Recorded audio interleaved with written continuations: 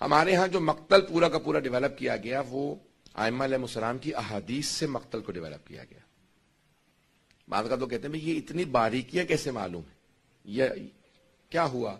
یہ ائمہ نے بتایا. جہاں پہ تاریخ امام کے الفاظ سے ٹکرا جائے وہاں پہ امام کے الفاظ کو لے لیا جاتا ہے, تاریخ کو چھوڑ دیا جاتا ہے. میں آخری مرحلے میں ہوں, سب میرے ساتھ توجہ رکھیں گے. عزیزان گرامی, ائمہ علیہ السلام نے مصائب بیان کیے. پانچویں امام سے پوچھا. پانچویں امام البتہ کربلا میں موجود تھے, اس لیے بھی بہت زیادہ تاکید ہے. 3.5 برس کے تھے. 57 ہجری میں امام کی ولادت ہے, 61 ہجری میں واقع کربلا ہے. امام اول رجب کو ولادت ہے, تو 3.5 برس کے تھے روز عاشور. تو امام سے پوچھا کہ مولا, مختلف جو ہمارے مصائب کی روایات ہیں پانچویں امام سے, امام سے پوچھا مولا, جناب سید الشہداء کے قاتل یہ کہتے ہیں کہ جب آپ پشت ذوالجناح سے زمین پہ آ گئے تو آپ کی جو سواری ہے نا وہ آپ کا طواف کر رہی تھی. بار بار ذوالجناح طواف کرتا تھا اور آوازیں بلند کرتا تھا. مولا واقعاً وہ ذوالجناح کچھ امام حسین سے کہہ رہا تھا یا وہ ایک حیوان اپنی آوازیں بلند کر رہا تھا؟ امام نے کہا کہ وہ بار بار ایک جملہ دہرا رہا تھا. وہ کہتا تھا الظلیمۃ ظلیمہ, وائے ہو اس امت پہ جنہوں نے اپنے ہی نبی کے نواسے کو مار دیا. کہیے اپنے ہی نبی کے نواسے کو انہوں نے مار دیا. تو کہا مولا وہ اور بھی کچھ کہہ رہا تھا. تو امام رونے لگے اور روتے روتے پھر امام نے ایک جملہ کہا. کہا وہ بار بار امام حسین کا طواف کر کے مخاطب ہو کے ایک جملہ کہتا تھا, اے میرے آقا ایک مرتبہ ہمت کر کے میری پشت پہ واپس آ جائے, ایک مرتبہ میری پشت پہ آ جائے, میں آپ کو اتنی دور لے جاؤں گا پھر کوئی تیر آپ کو نہیں لگے گا. بار بار یہی بات دہراتا تھا, مولا آپ کو کوئی تیر نہیں لگے گا, اگر ایک مرتبہ میری پشت پہ آ جائے میں آپ کو بہت دور لے جاؤں گا. جب امام رونے لگے تو ایک مرتبہ اس راوی نے پوچھا, کہا کہ مولا پھر مولا حسین نے بھی اسے کچھ کہا؟ کہا مولا حسین نے بس ایک بات کہی. کہا ذوالجناح جا جا کے میری بہنوں اور بیٹیوں کو بتا دے کہ میں اب ذوالجناح کی پشت سے گر گیا ہوں, میں تیری پشت پہ نہیں رہا, میری شہادت ہونے والی ہے, میری بہنوں کو میری بیٹیوں کو بتا دے.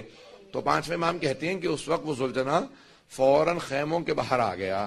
جب خیموں تک پہنچا تو بیویاں جب بھی ذوالجناح کی آواز سنتی تھی تو سمجھ جاتی تھی امام حسین تشریف لائے ہیں.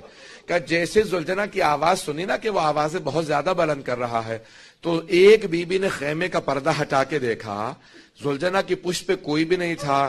کہ ساری بیویاں خیموں سے باہر آ گئیں. زیارت ناہیہ میں امام زمانہ کہتے ہیں, میرا سلام و میری ان پھپھیوں پہ جو چہروں پہ ماتم کر رہے تھے اور چہروں کو پیٹتے ہوئے خیموں سے باہر آ گئے. لاتمات الخدود, اپنے چہروں کو ماتم کر رہی تھی, کہا ماتم کرتے ہوئے باہر آئیں. اب پانچویں امام راوی ہیں, سوگنامہ محمد میں الفاظ ہیں, مجھے آج ایک روایت کو پیش کرنا, میں ساری تمہید باندھ رہا ہوں اس روایت کے لیے.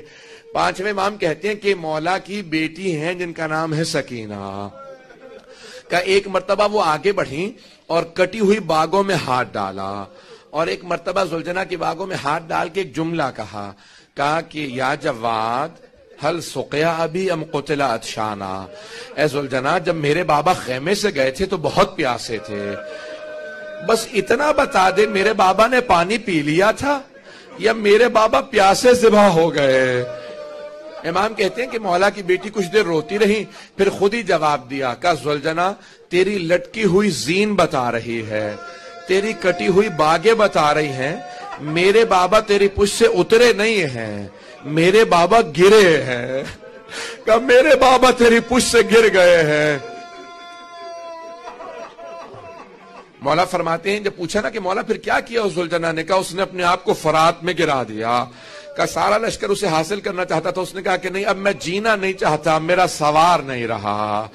بھئی جانوروں پہ ایسا اثر تھا اور انسانوں پہ کوئی اثر نہیں ہو رہا تھا. ایک اور جملہ پیش کرنا چاہتا ہوں, جس روایت کو پیش کرنا چاہ رہا ہوں معالی السبتین سے شیخ محمد مہدی مازندرانی نے اپنی کتاب میں لکھا. میں نے پہلے بھی یہ روایت پیش کی ہے مصائب کی. شیخ محمد مہدی مازندرانی کہتے ہیں کہ ایک کبوتر نے اڑنے کے بعد دیکھا کہ امام حسین کا لاشا زمین پہ پڑا ہے اور خون بہ رہا ہے, تو وہ تڑپنے لگا, اڑتا ہوا ایک باغ میں گیا اور جانے کے بعد سارے پرندوں سے کہا کہ تم یہاں اٹکیلیاں کر رہے ہو, تمہیں نہیں پتا زہرا کے بیٹے کو مار دیا گیا ہے, نواسہ رسول کو ذبح کر دیا گیا. کہ سارے پرندے تڑپنے لگے. کہا کہاں پہ مارا؟ کہا کہ کربلا کے میدان میں حسین کو ذبح کر دیا. اب اگر دیکھ سکے تو سنیے گا, روایت کے الفاظ ہیں امام حسین کے لاشے کے 4 حصے ہو گئے تھے. ایک سر تھا جو نیزے پہ بلند تھا، دوسرا لاشا تھا جو میدان کربلا میں پڑا تھا، تیسرا ان کا خون تھا جو ریت پہ بہ رہا تھا، چوتھے ان کی روح تھی جو اعلیٰ علیین میں پیوست ہو گئی تھی۔ اب سنیں گے، ایک مرتبہ سارے پرندے میدان کربلا میں آئے، جب پہنچے تو وہاں پہ دیکھا امام حسین کا خون بہ رہا ہے، وہ سارے کبوتر خون میں لوٹنے لگے، وہ اپنے پروں سے خون اٹھانے لگے، کہا نواسہ رسول کا خون بہ نہ جائے۔ سارے پرندوں نے اپنے پروں سے خون کو اٹھایا، ایک کبوتر اڑتا ہوا مکے کی طرف چلا گیا، دوسرا مدینے کی جانب چلا گیا، ایک نجف چلا گیا۔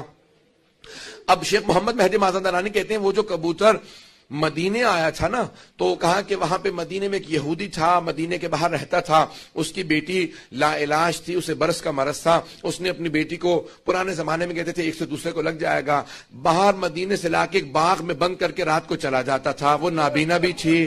اب وہ نابینا بچی باغ میں، کہا بیٹی میں صبح آ کے لے جاؤں گا۔ رات میں وہ بچی ایک درخت کے نیچے لیٹی ہوئی تھی کہ اچانک ایک قطرہ خون کا اس کی آنکھ میں گرا، اس کی بینائی آ گئی۔ ایک مرتبہ اس کی دوسری آنکھ میں قطرہ گرا، اس کی بینائی دوسری آنکھ کی بھی واپس آ گئی۔ جب چہرے پہ خون پڑا تو اس کا مرض ٹھیک ہو گیا۔ صبح کو جب اس کا باپ آیا تو اس نے پوچھا بیٹی میں اپنی رات بیٹی کو یہاں چھوڑ گیا تھا، تم نے میری بیٹی کو تو نہیں دیکھا؟ اس بچی نے کہا بابا میں آپ کی بیٹی ہوں۔ کہا بیٹی کل رات میں تجھے بینائی کے بغیر چھوڑ کے گیا تھا، میں تجھے بیمار چھوڑ کے گیا تھا۔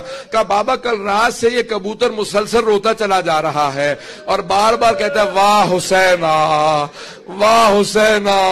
بابا اس کے پروں سے جو خون گرتا ہے اس سے شفا ہو جاتی ہے۔ اس یہودی نے فوراً کلام کیا، کہا تم کون ہو، کہاں سے آئے ہو، کس کا ذکر کر رہے ہو؟ کہا مسلمانوں کے جو نبی ہیں ان کے نواسے حسین کو مار دیا گیا ہے، کربلا کی نگری سے میں یہاں پہ آیا ہوں، وہ ایمان لے آیا۔ عزیزان گرامی، پرندوں میں یہ اثر تھا کہ جو پرندہ بھی دیکھتا تھا خون حسین کو وہ ایمان لاتا تھا۔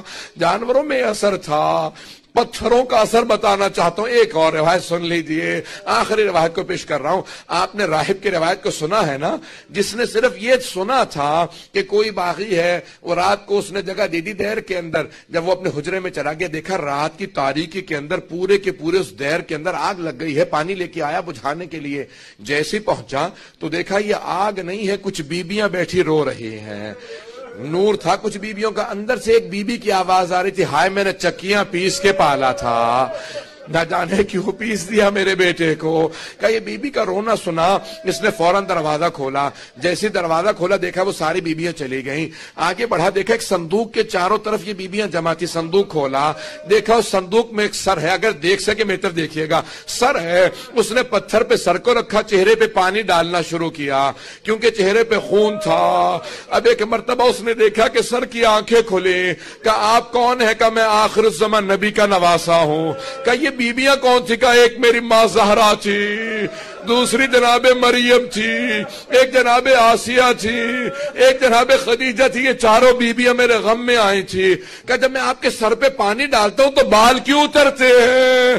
کہا ان ظالموں نے میرے بالوں میں ہاتھ ڈالا تھا، اس وجہ سے میرے بال جتنے بھی ہیں یہ سارے زخمی، میرا چہرہ زخمی ہے۔ اس نے ایک مرتبہ جس پتھر پہ سر کو رکھا تھا دیکھا کہ اس پورے پتھر پہ نشان بن گئے ہیں، کہ یہ کیسے آثار ہیں؟ اس خون پاک کا یہ اثر تھا کہ اس پورے پتھر پہ محسوس یہ ہوتا تھا کہ اس پتھر سے خون بہ رہا ہے۔